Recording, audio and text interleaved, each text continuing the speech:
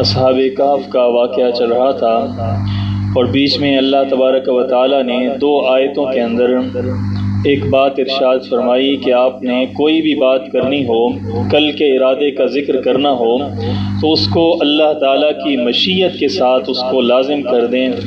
اور یہ کہیں کہ وَلَا تَقُولَنَّ لِشَيْءٍ إِنِّي فَاعِلٌ ذَلِكَ غَدًا إِلَّا أَن يَشَاءَ اللَّهُ۔ آپ یہ ہرگز نہ کہیے کہ میں کل یہ کام کروں گا، یہ چیز کروں گا، إِلَّا أَن يَشَاءَ اللَّهُ،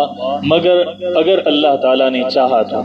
وَاذْكُرْ رَبَّكَ إِذَا نَسِيتَ، بعض اوقات ہوتا یہ ہے کہ انسان کے پاس اسباب پورے ہوتے ہیں، ہر چیز میسر ہوتی ہے، اور آدمی یہ سمجھ رہا ہوتا ہے کہ یہ کام تو ہو جانا ہے، مطلب ہر چیز میرے پاس تقاضے پورے ہیں، رقم ہے میرے پاس، یہ چیز خریدنی ہے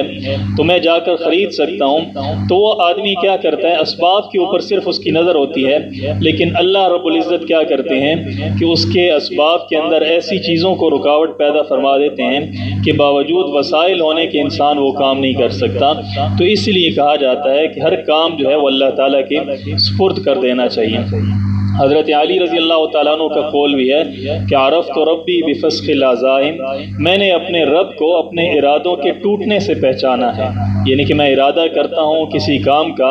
اور پھر اس ارادے کو عملی جامہ نہیں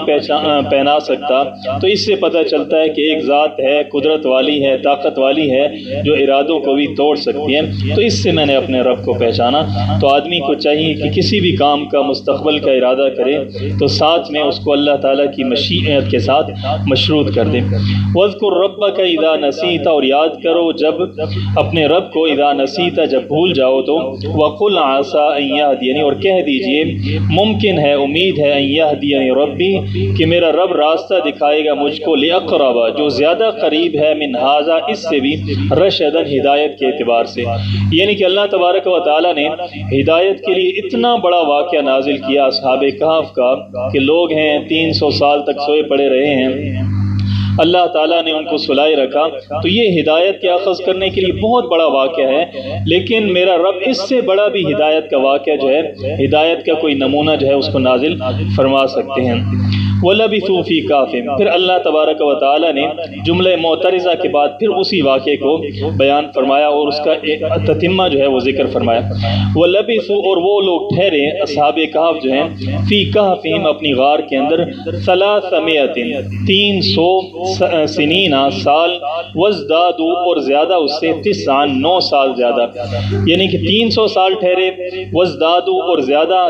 9، یعنی کہ کتنے بن گئے، 309 سال۔ اب اللہ تعالیٰ یہ بھی کہہ سکتے تھے کہ 309 سال وہ لوگ ٹھہرے رہے، لیکن اللہ تعالیٰ نے فرمایا کہ وہ لوگ ٹھہرے رہے 300 سال، وازدادوا، اور زیادہ کر لو اس کو، 9 کو زیادہ کر لو۔ تو مطلب یہ ہے کہ اگر شمسی لحاظ سے دیکھا جائے تو وہ 300 سال جو ہیں ان کو اگر قمری سال کے اوپر منتقل کیا جائے تو وہ کتنے بنے گے، 309 سال بنے گے، یعنی کہ اگر شمسی کیلنڈر دیکھا جائے تو وہ 300 سال بنتے ہیں، لیکن قمری کیلنڈر جو ہے اس کے مطابق وہ 309 سال بنتے ہیں، یعنی کہ کتنے سالوں کے بعد، 33 سال کے بعد جو ہے وہ 1 سال کا فرق لگ جاتا ہے، یعنی کہ سالوں کے اندر، شمسی اور قمری کے اندر۔ اس لیے کہا جاتا ہے نا کہ آدمی جب زکوٰۃ دے تو وہ سورج والے کیلنڈر کے حساب سے، جنوری فروری کے حساب سے نہ دے بلکہ چاند کے حساب سے دے، کیونکہ چاند کے جو دن ہوتے ہیں وہ سورج کے کیلنڈر کے حساب سے کم ہوتے ہیں۔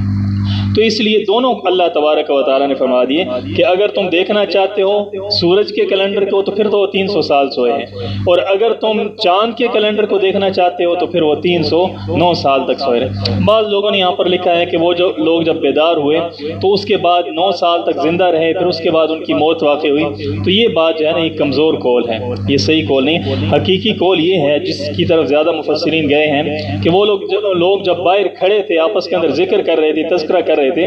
تو یہ لوگ ان کے جھگڑے سے تنگ آ کر اندر غار کے اندر پھر جا کر لیٹ گئے، اور جب جا کر لیٹے تو وہیں پر ان کی روحیں کیا ہو گئیں، قبض ہو گئیں، یعنی کہ اس کے بعد وہ زندہ نہیں رہے۔ قل اللہ اعلم، آپ کہہ دیجئے کہ اللہ اعلم، اللہ تعالیٰ زیادہ جانتا ہے بما لبثوا، وہ کتنا عرصہ ٹھہرے۔ اب دیکھیں اللہ تبارک و تعالیٰ نے نہ شہر کا ذکر کیا کہ کس شہر کے اندر یہ واقعہ ہوا،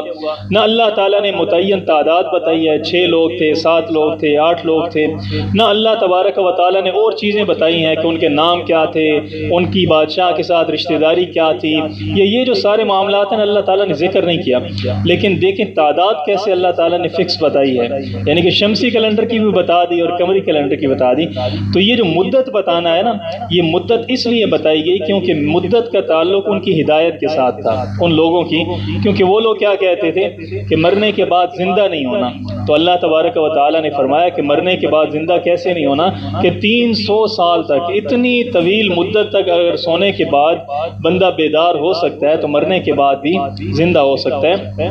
تو چونکہ حشر و نشر کا تعلق بھی مدت کے ساتھ ہے، تو ان کے سونے کا تعلق جو ہے اس کے ساتھ قیامت کے ساتھ بنتا تھا، اس لیے اللہ تبارک و تعالیٰ نے اس مدت کو جو ہے نا واضح طور پر بیان فرما دیا کہ وہ لوگ 309 سال تک وہاں پر سوئے رہے۔ قل اللہ، آپ کہہ دیجئے کہ اللہ اعلم، اللہ تعالیٰ زیادہ جانتے ہیں بما لبثوا، جتنا عرصہ وہ ٹھہرے رہے۔ بعض مفسرین کا خیال یہ ہے کہ یہ جو مدت ہے نا، یہ بھی اللہ تعالیٰ کی طرف سے نہیں بتائی گئی، بلکہ اللہ تعالیٰ نے اس بات کا ذکر جو ہے نا وہ پیچھے جہاں پر آیا نا، سیقولون، ان قریب کہیں گے کہ 3 لوگ تھے، چوتھا کتا تھا، 4 لوگ تھے، 5واں کتا تھا، اس کے ساتھ اس کا تعلق ہے کہ ان قریب یہ لوگ کہیں گے کہ وہ کتنا عرصہ ٹھہرے رہے، تو اللہ تعالیٰ بہتر جانتا ہے کہ وہ کتنا عرصہ ٹھہرے رہے۔ یعنی کہ یہ جو مدت ہے نا، یہ یعنی کہ اللہ تعالیٰ کی طرف سے نہیں بتائی گئی بلکہ لوگوں کا ذکر کیا گیا، تو یہ بات ٹھیک نہیں ہے، بلکہ یہ اللہ تعالیٰ کی طرف سے ہی اس کی مدت کی تعیین کی گئی ہے۔ قل اللہ، وہ دلیل آگے سے یہ دیتے ہیں، وہ دلیل دیتے ہیں کہ دیکھیں اللہ تعالیٰ نے فرمایا کہ وہ لوگ ٹھہرے غار میں 309 سال تک، آپ کہہ دیجئے کہ اللہ تعالیٰ زیادہ بہتر جانتا ہے بما لبثوا، جتنا عرصہ وہ ٹھہرے رہے، تو اللہ تعالیٰ نے اپنے ساتھ اس کو متعین کر دیا کہ اللہ تعالیٰ بہتر جانتا ہے۔ تو اس کا مطلب یہ ہے کہ 309 سال والی بات جو ہے وہ اللہ تعالیٰ کی طرف سے نہیں ہے، اس کا مطلب یہ نہیں ہے۔ مطلب یہ ہے کہ آدمی جب سوتا ہے نا، اس کا صرف یہ نہیں ہے کہ کتنی مدت وہ سوئے رہے، بلکہ اس مدت کے ساتھ اور بھی چیزیں جو ہے نا وہ معلق ہوتی ہیں کہ یہ زمانہ کون سا تھا، کس وقت وہ سوئے، کس وقت وہ بیدار ہوئے، ان ساری حقیقتوں کو جاننے والی ذات جو ہے وہ اللہ تعالیٰ کی ذات ہے، اور یہ جو مدت ہے یہ اللہ تعالیٰ کی طرف سے بتائی گئی ہے، یہی اکثر مفسرین کا قول ہے۔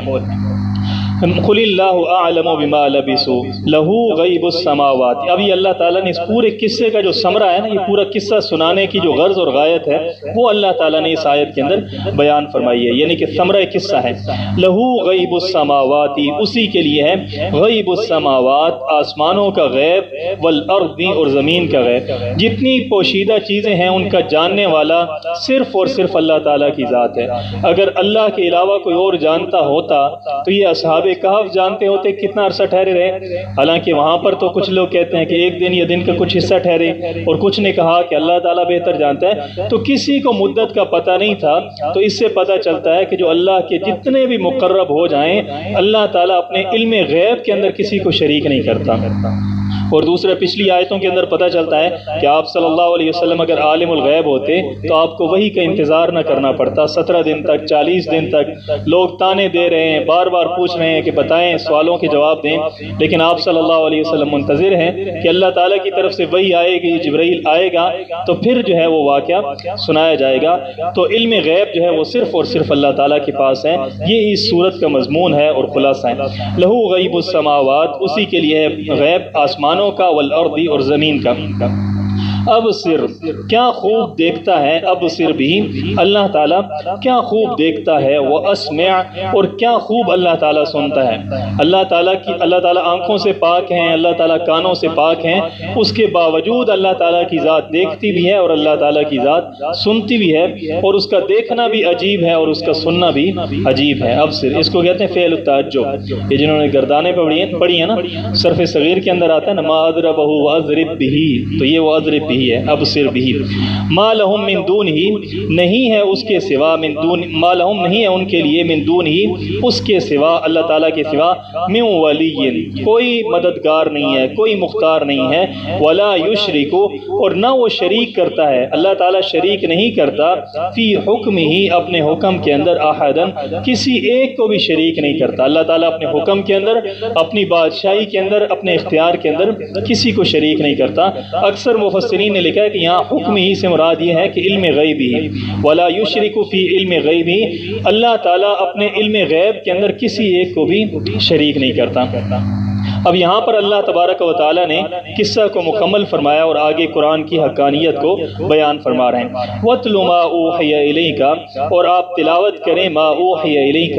جو وحی کیا گیا ہے الیک آپ کی طرف من کتاب ربک آپ کے رب کی کتاب میں جو وحی کیا گیا ہے آپ اس کی تلاوت کریں یہ جو اتلو ہے نا اس کو کہتے ہیں امر ابقائی یعنی کہ تلاوت کریں نہیں بلکہ ہم اس کا ترجمہ کریں گے تلاوت کرتے رہیں کیونکہ پہلے بھی آپ صلی اللہ علیہ وسلم تلاوت کر رہے تھے تو مطلب یہ ہے کہ آپ آگے بھی تلاوت کرتے رہیں لا مبدل لکلماتہ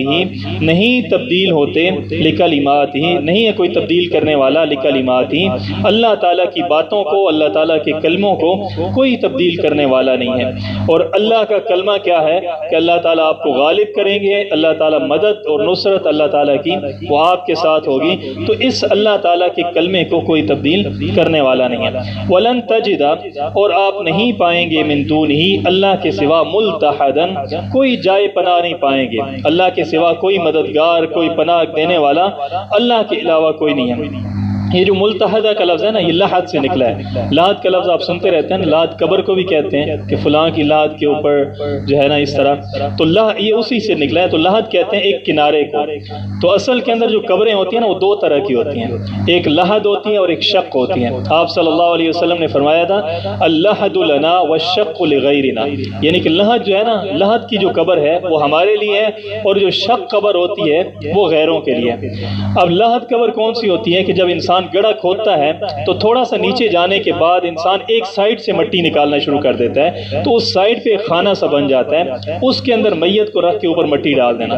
اور جو شق ہے وہ جیسے ہمارے ہاں قبریں بنائی جاتی ہیں کہ مکمل قبر جو ہے وہ نیچے تک چلی جاتی ہے اور اس کے اندر میت کو رکھ کے اوپر یعنی کہ درمیان میں جو میت رکھی جاتی ہے وہ شق ہے اور جو سائیڈ پر رکھی جاتی ہے اس کو لحد کہتے ہیں اور آپ صلی اللہ علیہ وسلم کی جب وفات ہوئی تو اب اس معاملے میں بھی اختلاف ہوا کہ آپ صلی اللہ علیہ وسلم کی قبر کو لحد کے طریقے سے بنایا جائے گا یا شق کے طریقے سے بنایا جائے گا تو آخر کے اندر فیصلہ یہ ہوا کہ مدینے کے اندر دو لوگ تھے ایک شق قبر نکالنے والے تھے اور ایک لحد قبر نکالنے والے تھے تو انہوں نے کہا کہ جو آدمی پہلے آ گیا وہی اسی طریقے کے قبر نکالیں گے تو اتفاق ایسا تھا کہ وہ جو شق قبر نکالنے والا تھا وہ کہیں باہر گیا ہوا تھا تو وہ جو لحد طریقے سے قبر نکالتا تھا نا وہ مل گیا اور آپ صلی اللہ علیہ وسلم کی قبر جو ہے وہ لحد کے طریقے پر بنائی گئی اچھا وہ جو شق والی قبر ہے نا نیچے جیسے ہمارے ہاں بنائی جاتی ہے اگرچہ بہتر دوسری قبر ہے لیکن جہاں پہ کچی زمینیں ہوتی ہیں نا جیسے ہماری زمین ہے تو یہاں پر اگر آپ اس طریقے سے نکالیں گے تو کیا ہو جائے گی قبر نیچے گر جائے گی تو ایسی صورتحال کے اندر ایسے قبر بنانا جائز ہے اس طریقے سے بھی قبر بنا سکتے ہیں وَلَن تَجِدَ مِن دُونِهِ مُلْتَحَدًا تو چونکہ قبر کے اندر وہ میت کو رکھا جاتا ہے محفوظ کیا جاتا ہے اس لیے اس کو لحد کہا جاتا ہے تو ملتحدہ کا مطلب کیا ہوگا جائے پناہ جہاں پر کنارے پر جا کر انسان جو ہے نا وہ راہ پکڑتا ہے پناہ پکڑتا ہے اس کو ملتحدہ کہتے ہیں تو اللہ تعالیٰ کے علاوہ کوئی نہیں ہے ملتحدن جائے پناہ وَاصْبِرْ نَفْسَكَ اور آپ روکے رکھیں جما کے رکھیں نفسك اپنے آپ کو مع الذین ان لوگوں کے ساتھ یدعون ربهم جو پکارتے ہیں اپنے رب کو بالغداۃ والعشی صبح کے وقت بھی والعشی اور رات کے وقت بھی آپ اپنے آپ کو ان لوگوں کے ساتھ جوڑ کر رکھیں ان لوگوں کے ساتھ اکٹھا رکھیں جو لوگ صبح شام اپنے رب کو پکارتے رہتے ہیں یہ جو سرداران قریش تھے نا یہ آپ صلی اللہ علیہ وسلم کے پاس آئے آ کر کہنے لگے کہ ہم آپ کی بات تو سننے پہ آمادہ ہیں لیکن بات یہ ہے کہ آپ کے پاس جو بیٹھے ہیں نا عبداللہ ابن مسعود ہیں بلال ہیں اسی طریقے سے عمار ہیں یا صہیب رومی ہیں یہ سارے کے سارے ہمارے غلام ہیں ہمارے جو ہے نا نیچے درجے کے لوگ ہیں تو یہ ہمارے ساتھ بیٹھیں گے ہماری مجلس کے اندر بیٹھیں گے تو اس کے اندر کیا ہوتی ہے ہماری توہین ہوتی ہے، ہماری عزت کے اندر کمی آ جاتی ہے۔ تو آپ اگر ان کو ہٹا دیں تو پھر ہم آپ کی مجلس کے اندر بیٹھیں گے اور آپ کی بات سننے پر تیار ہیں۔ تو اللہ تبارک و تعالیٰ نے فرمایا کہ ایسا نہیں ہونا چاہیے کہ آپ اپنے لوگوں کو مجلس سے اٹھا دیں اور ان امیروں کو اور ان سرداروں کو دعوت دیں، بلکہ آپ وَاصْبِرْ نَفْسَكَ، اپنے آپ کو روکے رکھیں، مع الذین، ان لوگوں کے ساتھ یدعون ربهم۔ روکے رکھیں کا مطلب یہ نہیں ہے کہ آپ اپنے گھر ہی نہ جائیں، ہر وقت انہی کے ساتھ رہیں، صبح شام انہی کے ساتھ رہیں۔ مطلب یہ ہے کہ مشورہ، تعلق، توجہ جو ہے وہ آپ کی انہی لوگوں کے ساتھ جو ایمان لانے والے ہیں، آپ کی ان کے ساتھ تعلق رہنا چاہیے۔ اور یہ ایسے لوگ ہیں جو اپنے رب کو پکارتے ہیں بالغداتی، صبح کے وقت بھی، والعشی، اور شام کے وقت بھی، یعنی کہ صبح شام اپنے رب کو پکارتے رہتے ہیں، جب بھی وقت ملتا ہے، جب بھی فرصت ملتی ہے تو اللہ تعالیٰ کو یاد کرتے رہتے ہیں۔ اور کس لیے یاد کرتے ہیں؟ یریدون وجہہ، وہ چاہتے ہیں وجہہ، اس کے چہرے کو، یعنی کہ اللہ تعالیٰ کی رضا کے لیے وہ ہر وقت اللہ تعالیٰ کو پکارتے رہتے ہیں۔ تو آپ ان کے ساتھ رہیے۔ اب دیکھیں اللہ تعالیٰ نے صحابہ کی کیسے تعریف کی ہے کہ آپ کے ساتھ جو رہنے والے لوگ ہیں یہ ایسے لوگ ہیں جو میری رضا کو چاہتے ہیں۔ تو اللہ تبارک و تعالیٰ نے صحابہ کی تعریف بیان کی۔ آج کل لوگ کہتے ہیں جی صحابہ جو ہے وہ حکومتوں کے لیے لڑتے رہے تھے، حضرت علی ناراض رہے تھے کہ مجھے خلیفہ بنایا جانا چاہیے تھا، مجھے خلیفہ نہیں بنایا گیا، تو اس طرح کی باتیں کرتے ہیں۔ حضرت ابوبکر نے خلافت غصب کر لی، نعوذ باللہ۔ اور اللہ تعالیٰ کیا کہتے ہیں؟ یریدون وجہہ، وہ کیا چاہتے تھے؟ اللہ کی رضا چاہتے تھے۔ ولا تعد عیناک، اور نہ پھریں، ولا تعد، اور نہ پلٹیں، عیناک، آپ کی آنکھیں، عنہم، ان سے، آپ کی آنکھیں ان سے نہ پلٹیں، یعنی کہ آپ کی توجہ جو ہے وہ انہی کے اوپر مرکوز رہنی چاہیے۔ تو یہاں سے علماء نے مسئلہ نکالا ہے کہ جو لوگ آپ کے پاس دین سیکھنے کے لیے آتے ہیں زیادہ توجہ کے مستحق وہ لوگ ہیں، نہ کہ وہ لوگ جو اپنے گھروں کے اندر بیٹھے ہیں، افسر ہیں، سردار ہیں، اور آپ کے دل کے اندر یہ تمنا ہوتی ہے کہ یہ امیر لوگ کبھی مرید بن جاتے ہیں نا، یہ امیر لوگ کبھی اسلام لے آتے ہیں نا۔ ایسا نہیں ہونا چاہیے، بلکہ جو لوگ خود اپنی خواہش سے، اپنی طلب سے آتے ہیں وہ زیادہ توجہ کے مستحق ہیں، ان کے ساتھ انسان کو زیادہ محبت اور نرمی کا معاملہ کرنا چاہیے۔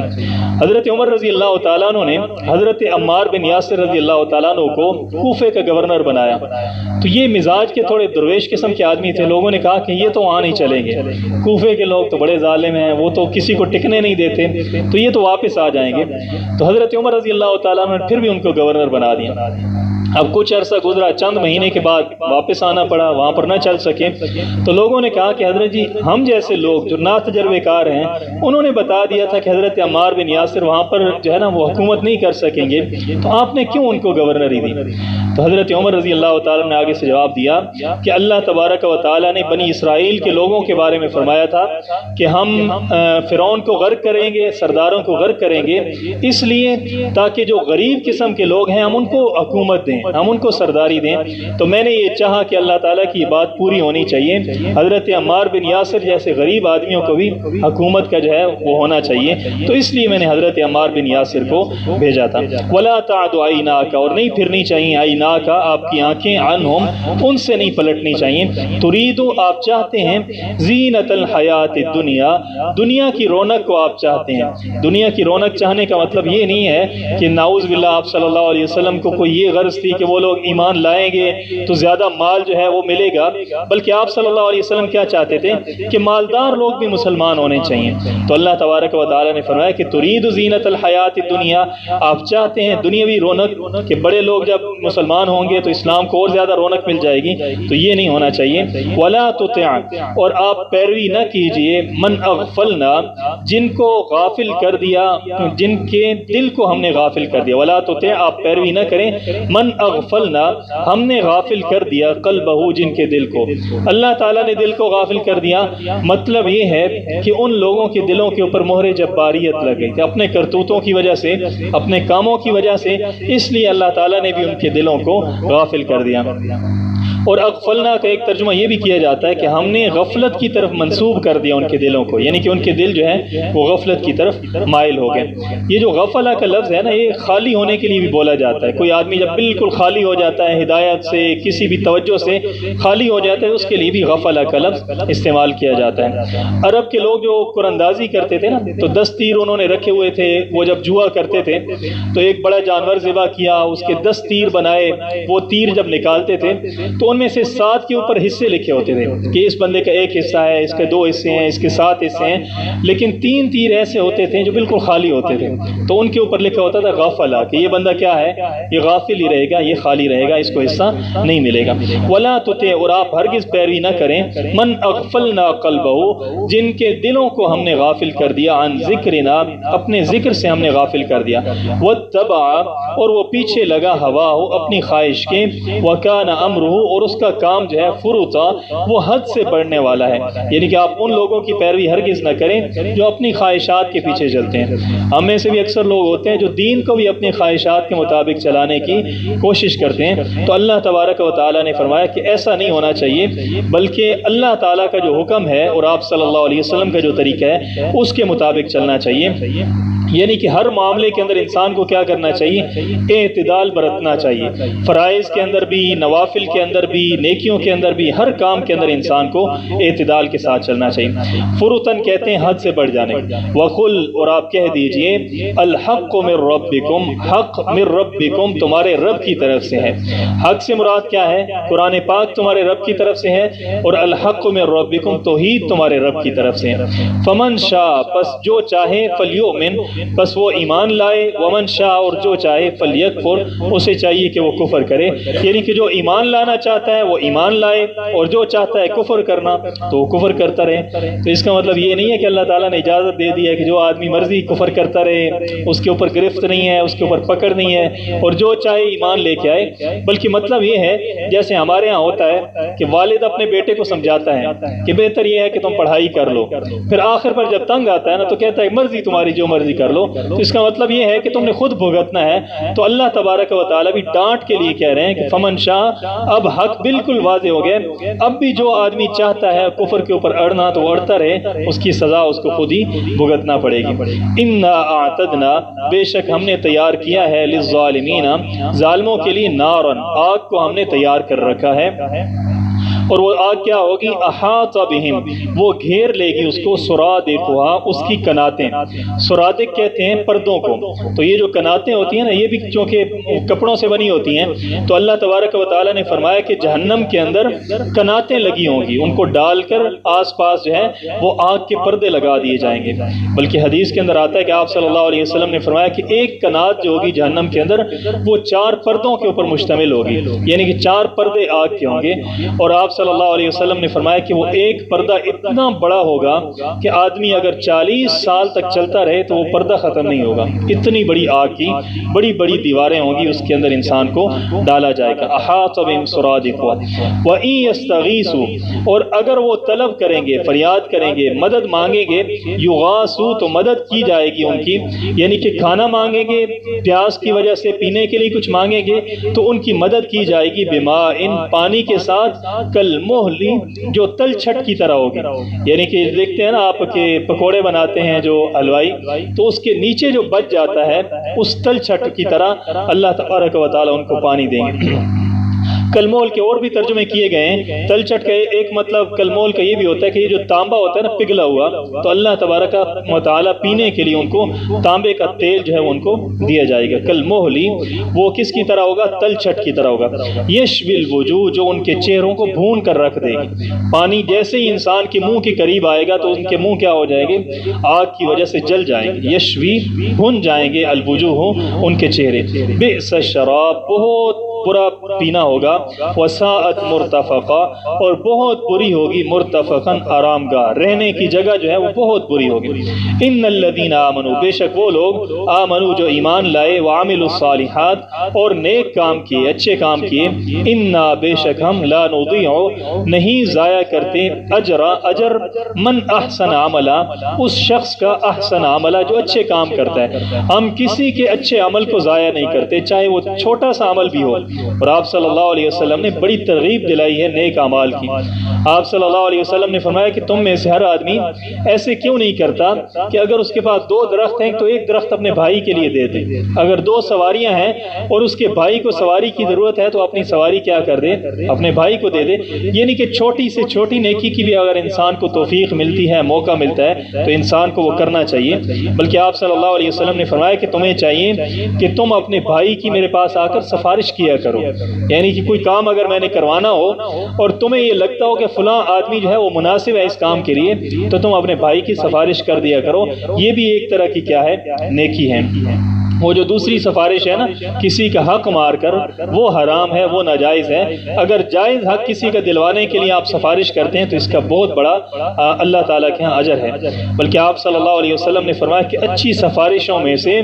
سب سے اچھی سفارش یہ ہے کہ آدمی کسی کی نکاح کے لیے سفارش کرے، کہ کسی کو رشتے کی طرف آدمی مائل کرے کہ فلاں جگہ پر رشتہ ہے اور آدمی اس کے بیچ میں جو ہے وہ کوشش کرتا ہے نکاح کروانے کے لیے، تو وہ کیا ہے؟ سب سے اچھی سفارش ہے۔ اجر من احسن عملا اولئک، یہی وہ لوگ ہیں، لہم جن کے لیے، جنات عدن، باغات ہیں، عدن ہمیشہ رہنے والے، تجری بہتی ہیں، من تحتہم ان کے نیچے، الانہار ان کے نیچے نہریں جاری ہوتی ہیں، یحلون فیہا پہنائے جائیں گے، فیہا اس کے اندر، من اساور زیورات میں سے، من ذہب سونے کے زیورات جنت کے اندر جنتیوں کو پہنائے جائیں گے، ویلبسون اور وہ پہنیں گے، ثیابن کپڑے، خضرن سبز رنگ کے، من سندس ریشم کے، و استبرق اور ریشم، یہ دونوں ریشم کے لفظ کے لیے لفظ بولے جاتے ہیں۔ سندس جو ہے وہ باریک ریشم کے لیے لفظ استعمال ہوتا ہے، اور استبرق جو ہے وہ موٹے ریشم کے لیے استعمال ہوتا ہے، یعنی کہ جنت کے اندر ان کو زیورات پہنائے جائیں گے اور کپڑے وہ سبز رنگ کے پہنیں گے، من سندس باریک ریشم کے، و استبرق اور موٹے ریشم کے کپڑے ان کو پہنائے جائیں گے۔ اور یہاں پر مردوں کے لیے زیورات بھی حرام ہیں اور ریشم بھی حرام ہے، لیکن جنت کے اندر یہ ساری چیزیں کیا ہوں گی؟ حلال ہوں گی۔ اب دیکھیں یہاں پر اللہ تعالیٰ نے فرمایا کہ یحلون پہنائے جائیں گے ان کو زیورات، اور یلبسون وہ پہنیں گے کپڑے، یعنی کہ زیورات ان کو پہنائے جائیں گے اور کپڑے وہ خود پہنیں گے۔ تو اس کے اندر فرق کیا ہے؟ اس کے اندر فرق علماء نے یہ لکھا ہے کہ اللہ تعالیٰ جو زیورات پہنائیں گے یہ ان انسان کے اعزاز کے لیے ہوں گے، یعنی کہ اللہ تعالیٰ اپنے فضل سے، اپنے رحمت سے جو ایکسٹرا اللہ تعالیٰ انعامات دیں گے ان میں سے زیورات ہوں گے، اور یہ جو کپڑے ہیں نا یہ انسان کے عملوں کے بدلے میں ہوں گے، جو نیک اعمال انسان نے کیے ہیں اس کے بدلے میں اللہ تبارک و تعالیٰ جو ہے اس کو لباس دیں گے اور وہ لباس کو پہنیں گے۔ اور ویسے بھی لباس جو ہے وہ انسان خود پہنتا ہے، اور زیورات جو ہیں وہ اگر دوسرا بھی پہنا دے تو وہ کیا ہوتا ہے؟ اعزاز ہوتا ہے۔ تو اس لیے اللہ تبارک و تعالیٰ نے فرمایا کہ ان کو زیورات بھی پہنائے جائیں گے، یلبسون ثیابا اور وہ کپڑے بھی پہنیں گے، خضرن سبز رنگ کے، من سندس باریک ریشم کے، و استبرق اور موٹے ریشم کے۔ تو اس سے پتہ چلتا ہے کہ اگر سبز رنگ کا لباس پہنا جائے تو اس کے اندر کوئی قباحت نہیں ہے، آدمی سبز رنگ کا لباس بھی پہن سکتا ہے۔ بلکہ حدیث کے اندر آتا ہے کہ فرشتے جو آئے تھے نا، حضرت وہ جو صحابی جنہوں نے آذان سنی تھی خواب کے اندر، تو وہ صحابی سناتے ہیں کہ جو فرشتے آئے تھے دو میرے پاس، تو انہوں نے لباس پہنا ہوا تھا سبز رنگ کا، تو سبز رنگ کا لباس پہننا بھی جائز ہے۔ من سندس و استبرق متکئین فیہا اور وہ ٹیک لگائے ہوئے ہوں گے، فیہا اس جنت کے اندر، علی الارائک صوفوں کے اوپر۔ اریکہ کہتے ہیں جو کرسی یا صوفہ جو ہوتا ہے نا، ایسا صوفہ جس کے اوپر سایہ بنا ہوتا ہے، چتر سا بنا ہوتا ہے، اس کو اریکتن کہتے ہیں۔ تو وہ ٹیک لگا کر بیٹھے ہوں گے، اور اللہ تبارک و تعالیٰ نے یہ ٹیک لگانے کا ذکر اس لیے کیا کیونکہ ٹیک انسان لگاتا ہے جب بے فکری کی حالت کے اندر ہو، بالکل بے فکر، کوئی ٹینشن نہیں ہے، کوئی پرواہ نہیں ہے، تو انسان ٹیک لگا لیتا ہے۔ تو جو لوگ جنت کے اندر ہوں گے وہ کیا ہوں گے؟ بالکل بے فکر ہوں گے، کسی قسم کی کوئی پریشانی نہیں ہوگی۔ متکئین فیہا وہ ٹیک لگائے ہوئے ہوں گے اس جنت کے اندر، علی الارائک ان اریکوں کے اوپر، ان صوفوں کے اوپر، نعم الثواب۔ اب بعض لوگ بڑا اعتراض کرتے ہیں، دیکھیں جی جنت کے اندر حوروں کا ذکر ہوتا ہے، کھانے پینے کا ذکر ہوتا ہے، اور چیزوں کا ذکر نہیں ہوتا۔ یہ اکثر جو ہمارے لبرل حضرات ہیں نا وہ کہتے ہیں لائبریریوں کا ذکر کیوں نہیں ہوتا جنت کے اندر، فلاں چیز کا ذکر کیوں نہیں ہوتا؟ تو اس کے بارے میں ایک چیز یاد رکھنی چاہیے کہ اللہ تبارک و تعالیٰ جو بات بیان کرتے ہیں وہ عمومی نفسیات کو دیکھ کر بیان کرتے ہیں۔ اب یہ کھانے پینے کی خواہش ہر بندے کو ہوتی ہے، یعنی کوئی بھی بندہ ہے کھانے پینے کے معاملے میں کیا ہوگی؟ اس کی رغبت ضرور ہوگی۔ اسی طرح حوروں کی طرف رغبت بھی ہر بندے کی ہوتی ہے، لیکن لائبریریوں کی طرف، کھیلوں کی طرف، یہ اس طرح کے شوق ہیں کہ بعض لوگ پڑھنے لکھنے کے معاملے میں دلچسپی لیتے ہیں، بعض لوگ دلچسپی نہیں لیتے۔ تو اللہ تبارک و تعالیٰ اگر فرماتے کہ جنت کے اندر بڑی بڑی لائبریریاں ہوں گی، تو جو لوگ پڑھنے سے ویسے ہی ویر کھاتے ہیں تو ان کے لیے کیا ہوگا؟ بجائے بجائے نعمت کے کیا بن جانی تھی؟ زحمت بن جانی تھی۔ تو اللہ تبارک و تعالیٰ ایسی نعمتوں کا ذکر کرتے ہیں جو عمومی طور پر ہر آدمی کی خواہش ہوتی ہے، اس کو اللہ تبارک و تعالیٰ ذکر فرماتے ہیں۔ اور ویسے اللہ تعالیٰ نے ہر چیز کو ذکر کر دیا، فرمایا کہ وَلَكُمْ فِيهَا مَا تَشْتَهُونَ، یعنی کہ جو چیز بھی وہ وہاں پر مانگیں گے، جس چیز کی ان کے اندر خواہش ہوگی، ہر چیز ان کو دی جائے گی۔ تو فرمایا کہ متقین، وہ ٹیک لگائے ہوئے ہوں گے، علی الارائک، اس کے اوپر جو صوفے ہوں گے، نعم الثواب، بہت اچھا بدلہ ہے۔ اور حدیث کے اندر بھی آتا ہے نا کہ آپ صلی اللہ علیہ وسلم نے فرمایا قیامت کے قریب ایک آدمی ٹیک لگا کر بیٹھا ہوگا، اور ایک آدمی اس کے پاس آئے گا اور آ کر کہے گا کہ آپ صلی اللہ علیہ وسلم نے یہ حکم فرمایا ہے، یہ حکم فرمایا ہے، تو آگے سے کیا کہے گا کہ حسبنا کتاب اللہ، ہمارے لیے اللہ کی کتاب کافی ہے، ہمیں کسی حدیث کی ضرورت نہیں ہے۔ یعنی کہ قیامت کے قریب ایسے لوگ آئیں گے،